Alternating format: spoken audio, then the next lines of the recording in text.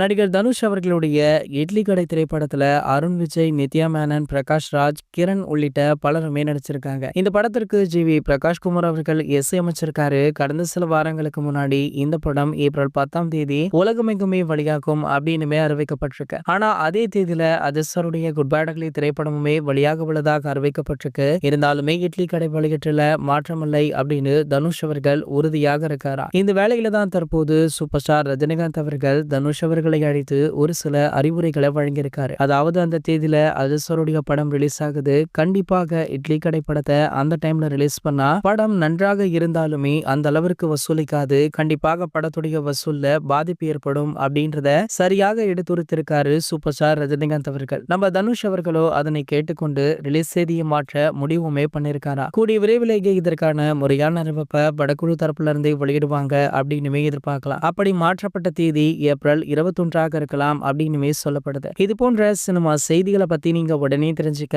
நம்மளுடைய சேனலை மறக்காம சப்ஸ்கிரைப் பண்ணிக்கோங்க.